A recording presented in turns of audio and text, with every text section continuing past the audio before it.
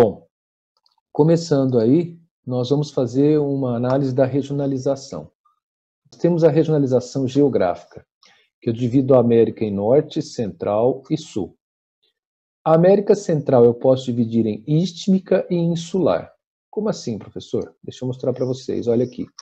Essa parte que liga o continente da América do Sul à América do Norte, essa área estreita, né, essa tripinha aqui, ó, é a América Central istmica. Então você tem ali o Panamá, Costa Rica, Nicarágua, El Salvador, Guatemala, Belize. Esses países compõem a América istmica. Uma característica em comum que eles têm é a questão da população ameríndia, né, a população descendente dos astecas e tal ali.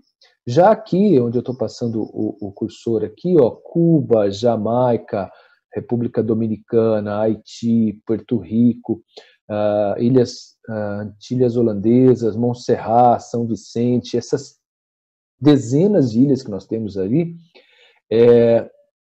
um pouco mais de uma dezena, né, falando corretamente, elas são América insular, elas têm uma história bem diferente.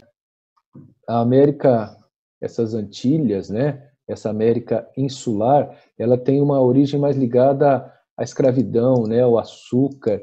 Então, esse pessoal, eles têm, se você for olhar o haitiano, o cubano, eles já têm um fenótipo diferente, eles são os afro-americanos, enquanto da América Central istmica são ameríndios. Tudo bem? Bom, voltando um pouquinho aqui, ó, eu tenho daí a América do Sul, que também pode ser dividida em Platina, Andina, América Menor ou Guianas e Brasil. Deixa eu mostrar para vocês aqui do outro lado agora. Dá uma olhadinha então aqui, a América das Guianas, né? América do Sul, Guiana, Suriname, Guiana Francesa. Aliás, são 13 territórios, tá, pessoal? Mas um deles, a Guiana Francesa, ela é chamada de possessão. Então, ela é o único território da América do Sul que não é autônomo. Então, são 13 territórios com 12 autônomos, tá? Ela pertence à França, né? Como o nome já diz. Daí você tem, acompanha aqui a América Andina, ó, de vermelho, Venezuela, Colômbia, que é quem se liga ao Istmo, Equador, Peru, Bolívia e Chile. Esses países formam a América Andina. Daqui a pouco eu vou falar sobre a comunidade andina com vocês, então fiquem atentos aí, tá? Quem está com o livro aí, página 32, 33 em diante. A América Latina, ó, da Bacia do Prata, né? Você tem o Paraguai aqui, de cor laranja, a Argentina e o Uruguai. E sobra o Brasil. Quando eu digo sobra, o Brasil tem mais de 46% da América. Alguns falam em 49%, se contar ali Fernando de Noronha e tal. O Brasil é quase metade da América do Sul, né, pessoal? Nós somos um país de grande dimensão aqui. E alguns até falam em imperialismo tupiniquim, não sei se vocês já ouviram esse termo, que é a tentativa do Brasil de dominar a América do Sul, tá certo? E até a América Latina. Nós temos, então, essa divisão. Agora, puxando aqui a imagem para cá, eu tenho a divisão histórico-econômica.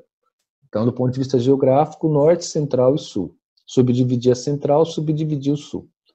Do ponto de vista histórico-econômico, eu tenho a América anglo-saxônica. Quem é a América anglo-saxônica? Estados Unidos e o Canadá. Esse mapa aqui do lado, aqui, que vocês estão vendo aqui. Canadá e Estados Unidos. Com erro aqui de que aqui embaixo deveria estar pintado também. Mas, enfim. 2 países fazem parte da América anglo-saxônica, que são o Canadá e os Estados Unidos. Também posso pensar que é a América desenvolvida, a América de alto IDH e tal. Já do outro lado, eu tenho todo o restante aqui como América Latina, ou América subdesenvolvida. Outra diferença que os historiadores gostam de fazer, como Eric Hobsbawm e tal, é a América das colônias de exploração, a latina, e a América das colônias de povoamento, a América anglo-saxônica, tá? Mais uma coisa, queridos, aqui, ó, é importante vocês perceberem o seguinte, o México pertence à América do Norte na geográfica, tá? América do Norte é Estados Unidos, Canadá e México, mas aqui ele vem para a América Latina, como um país subdesenvolvido, tudo bem? Tranquilo? Bom, vamos avançar um pouquinho aqui agora. O histórico da América Latina. Muito bem. Século XVI, XVII e XVIII, o que aconteceu na América, pessoal? Nós temos a chegada dos colonizadores, né? final do século XV, você tem aí os espanhóis chegando na América Central. Em 1500, né, os portugueses chegando ao Brasil para iniciar o processo de colonização. Enfim, do século XVI até o século XVIII é o período marcado pelo colonialismo. É o período da exploração, do pacto colonial, da escravidão, enfim, do açúcar, né, da mineração. Você pega a Espanha, por exemplo, na Bolívia, no Peru, explorando ali as minas, né, Potosí. A busca era uma busca mercantilista. Então, o mercantilismo influenciava muito na exploração da América, o chamado Novo Mundo, né? Se você lembrar, nós temos o Velho Mundo, que é a América, que é a África, a Ásia e a Europa, o Novo Mundo, que é a América, e o Novíssimo Mundo, que é a Oceania e a Antártida. Então, o Novo Mundo, a América, estava sendo colonizado e os mercantilistas acreditavam que isso daqui seria fonte de riqueza, uma fonte de riqueza importante para esses povos. Muito bem. Depois disso, nós temos aí no século XIX o processo de independência. Então, durante 3 séculos, olha só, isso aí gera um atraso enorme, pessoal. Enfim, passamos para o século XIX. Alguns movimentos muito fortes de independência vão surgir. Nós temos os crioulos, ou criolhos, que são aqueles descendentes espanhóis que vieram para a América e começam a defender a independência dos países latino-americanos. Nós temos os caudilhos, né, uma parte da elite que se dividiu, enfim, tinha um movimento, uma parte fazia um discurso mais popular, o outro nem tanto, enfim. Esses caras, eles tinham 2 ideias diferentes, né? O pan-americanismo, que tudo é da América, então a independência tem que ser autêntica, né? E o hispano-americanismo, que era aquela ideia dos crioulos, de que você tem uma independência mais voltada, mais ligada à Espanha, a Portugal.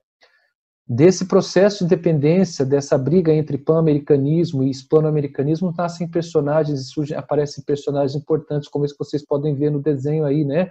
Essa foto aí, transformada de José de San Martín, José de San Martín, um dos precursores da independência do Peru, por exemplo, e o outro famoso Simão Bolívar, daí nasce a ideia de bolivarianismo, né? Movimentos de luta pela independência dos povos latino-americanos, tá certo? Muito bem. Outra questão importante aí é a doutrina Monroe e a Carta da Jamaica. A Carta da Jamaica é uma carta mais voltada para os interesses latinos intrínsecos, ou seja, para quem realmente é nativo, para a população daqui que quer uma independência livre da influência da Espanha, da influência de Portugal. A Carta da Jamaica é um documento de 1815 que precede a independência de vários países, entre eles o próprio Brasil, que vai ficar independente 7 anos depois. Já a doutrina Monroe era a manifestação dos Estados Unidos, que já eram independentes, para que o resto da América ficasse livre. Então, a América aos americanos, ou seja, sai Portugal, sai Espanha e deixa essa galera ficar independente.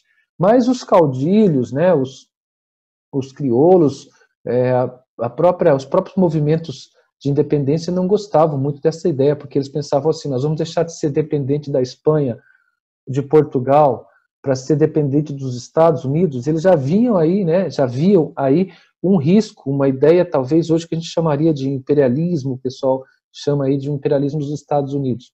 Enfim, o século XIX, guardem bem isso, é o século marcado pelos processos de independência, pelos movimentos, alguns vindos da Espanha, como é o caso dos crioulos, que vieram para cá e começaram a defender a independência da América, e outros mais nativos, mais regionais, tá certo? Bom, vamos seguir aqui. Depois, né, nós temos o século XX e o século XXI.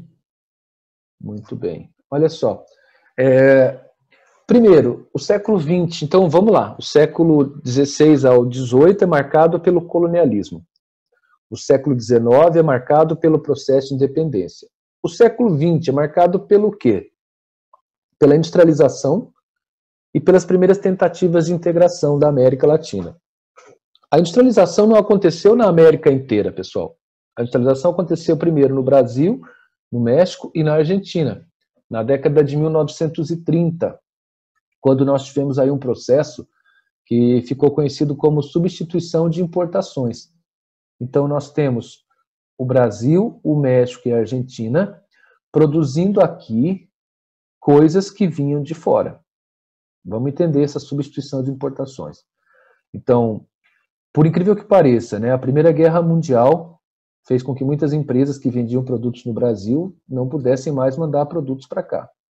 A crise de 29 fez com que muito dinheiro do café fosse realocado para o setor industrial. O café entrou em crise, o preço caiu, teve a queima do café, aquela coisa toda. Então, muito empresário do café resolveu investir em fábricas de tecidos, de bebidas, enfim, em indústria. E depois vem a Segunda Guerra e faz com que muitas outras empresas também não consigam mais atender o mercado brasileiro. Então, olha a realidade aí da América Latina. Alguns países, como Brasil, México e Argentina, têm um mercado consumidor crescente. Os produtos vinham dos Estados Unidos, da Inglaterra principalmente, mas eles não chegam mais aqui. E a população está comprando. Então, os empresários daqui veem nessa crise, na Primeira Guerra, na crise de 29, uma oportunidade de investir na criação de empresas, de indústrias. Então, o setor de tecidos, o setor de alimentos, esses setores vão se desenvolver muito. E aí nós temos um processo de industrialização acontecendo no Brasil com Getúlio, depois JK, principalmente esses dois, no México, na Argentina, na década de 30, chamado de substituição de importações. Sempre digo que o vestibular gosta muito de comparar esse processo com o dos tigres asiáticos, lá na década de 70. Os tigres asiáticos se industrializaram sem mercado interno forte. Então, o deles é chamado de plataforma de exportação, é voltado para o mercado externo, enquanto o nosso é chamado de substituição de importação. Então, a industrialização latino-americana é voltada para o próprio mercado, o mercado interno. Aconteceu em todos os países, como vocês podem ver aí? Não. Até hoje são esses três que têm um parque industrial mais completo, né? O Chile avançou bastante nesse sentido, a Colômbia, a Venezuela, antes de toda a crise, tinha uma indústria crescente, mas fica por aí. A América Central não tem nenhum país fortemente industrializado, né? Você pega Bolívia, Paraguai. O Paraguai até tentou no século XIX o processo de industrialização, mas a guerra do Paraguai atrapalhou bastante. Enfim, fica aí sobrando Brasil, México e Argentina como países mais industrializados, Chile e Colômbia como países que estão tentando se industrializar de forma mais completa. Então, esse século XX é o século da industrialização. Mais uma dica, lá no YouTube, no canal que eu criei lá, vocês têm um vídeo sobre a industrialização brasileira. Na verdade, são 6 vídeos curtos, onde um deles fala da industrialização em Getúlio e JK. Fica a dica aí, assistam, tá? Vai ajudar vocês a entender esse contexto aí. Muito bem, tentativas de integração. Como é que foram essas tentativas, pessoal? Primeiro, foi criada a ALAUC, Aliança Latino-Americana de Livre Comércio. Tá? Era uma tentativa de formar uma ZLC, uma zona de livre comércio, que fracassou, os países muito frágeis, as ditaduras, tudo isso atrapalhava muito na década de 60 e 70 a integração da América Latina. Daí a ALAUC deu lugar à ALAD, que é a Aliança Latino-Americana de Desenvolvimento e Integração. Os dois não funcionaram muito bem. Aí em 69 os países andinos, lembra do slide anterior? Colômbia, né, Peru, Equador, Chile, Venezuela, vão formar o Pacto Andino. Chega a década de 90, o Chile quer brincar com países maiores e vai para a APEC, o Peru também vai, e o Pacto Andino se despedaça, fragmenta, e hoje restam aí pouquíssimos, restam 3 países efetivos e mais alguns observadores que formam o CAN. Então, o Pacto Andino hoje não existe mais, ele é chamado de CAN, que é a Comunidade Andina das Nações. Inclusive, vocês têm isso, ó, deixa eu mostrar para vocês aqui. Deixa eu mostrar aqui para vocês. Ó, vocês têm isso aqui, né? Ó, América Latina, CAN e Unasul. Vocês têm falando um pouquinho sobre esse processo aí, tá? Que é onde estão aí essas 2 páginas, onde estão basicamente essa parte aí da integração. Mas, enfim, então a integração vai ser frágil, vai acontecer de uma forma muito tênue, a vizinha aqui apareceu, e não vai funcionar. Então, na década de 60, 70 e 80, a integração da América Latina não funciona. Tem uma característica que eu não coloquei, mas eu coloquei no resumo, que é a época também de um grande endividamento, né? Se você pega JK no Brasil, pega os militares em outros países, é a época que o FMI, através da CEPAL, que é a Comissão Econômica para a América Latina, ela vai mandar dinheiro para a América, né? Os Estados Unidos, através do FMI, vai apoiar as ditaduras e vão mandar bastante dinheiro para cá. Então, há um processo de endividamento externo gigantesco na América Latina nesse processo, que vai se transformar numa grande característica desses países depois. Tá? Bom, vem a década de 90, estamos chegando no fim do século 20. Aparece o Mercosul, Mercado Comum do Cone Sul. Brasil, Argentina, Paraguai e Uruguai o fundaram. Depois entra a Venezuela, que no momento está suspensa, e o resto é tudo membro associado, observador, né? Efetivos são esses 4, mais a Venezuela. E eu coloquei no slide aí que eu queria lembrar com vocês 3 protocolos, tá? Que são fundamentais você lembrar desses protocolos aí, eles são fundamentais. Protocolo de Ouro Preto, em 94. Ele diz que todos os membros efetivos têm que ter unanimidade nas suas decisões. Então, por exemplo, foi decidido se a Venezuela entraria no bloco em 2006. O Brasil propôs, então, sim. A Argentina disse sim. O Uruguai disse sim. O Paraguai disse não. Então é não. Pelo protocolo de Ouro Preto, os países têm poder de veto e as decisões têm que ser unânimes. Todos têm que concordar. Então, o Paraguai, em 2006, vetou a entrada da Venezuela porque eles tinham problemas políticos e econômicos entre eles. Bom, depois veio o protocolo de Ushuaia, que é 1998. Pelo protocolo de Ushuaia, vale o princípio democrático. Então, o protocolo de Ouro Preto, princípio do consenso. Protocolo de Ushuaia, princípio da democracia plena. O que é uma democracia plena? Se algum dos países do bloco não estiverem respeitando suas próprias constituições, nós já vimos isso, eles devem ser suspensos. Que é o que aconteceu com o Paraguai na época do Fernando Lugo, presidente que foi deposto de uma forma inconstitucional, e aí o Brasil também até se aproveitou disso para suspender o Paraguai, e quando o Paraguai estava suspenso foi feita a votação que colocou a Venezuela no bloco, né?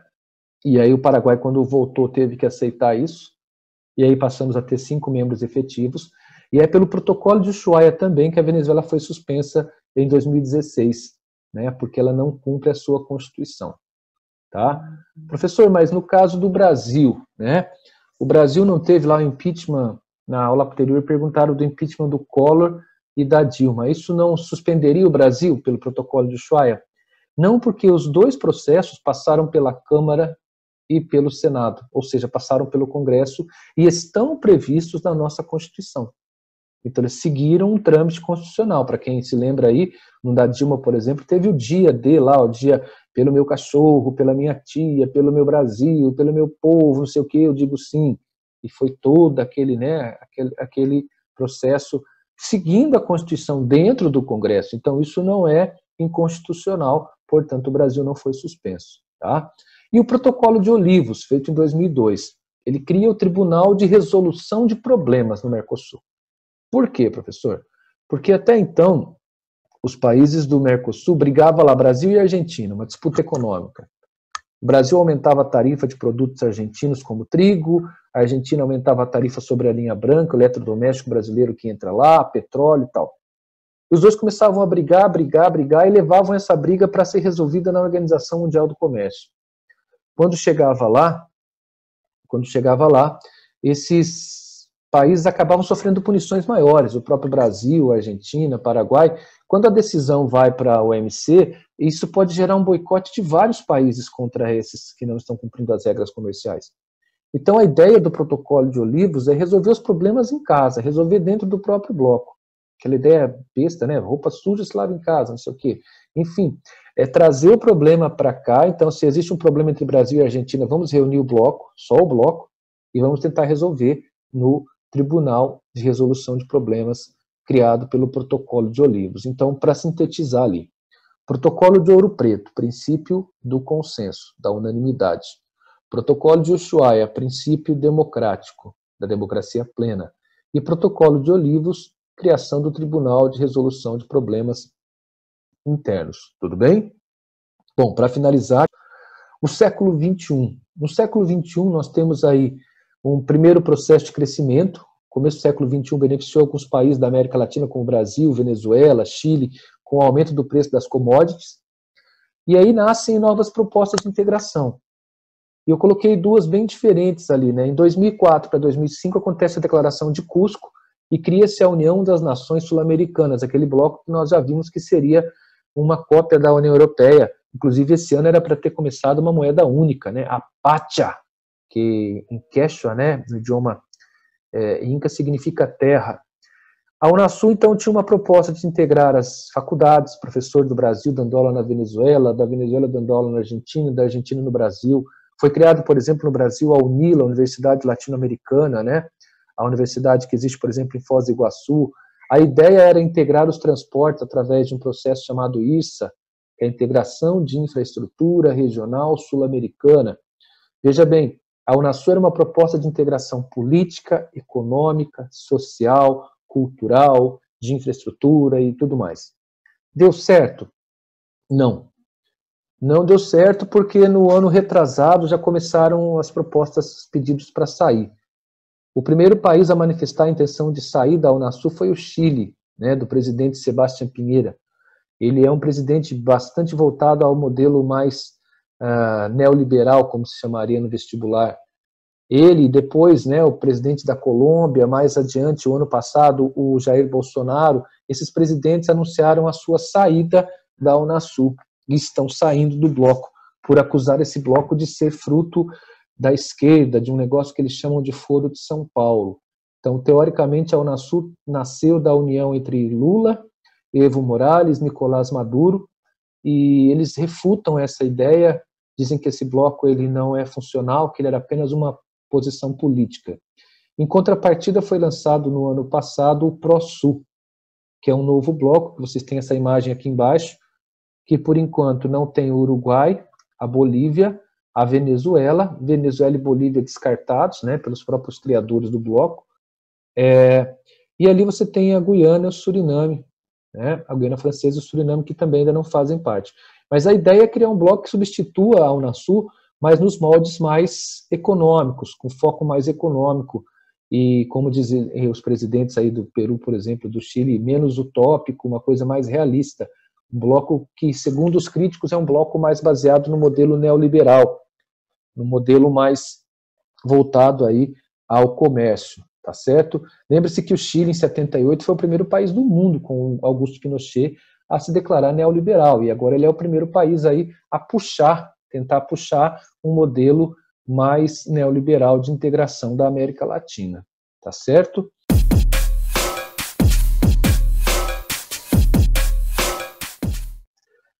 O ano passado, em outubro, protestos no Chile, a população lutando contra as medidas neoliberais.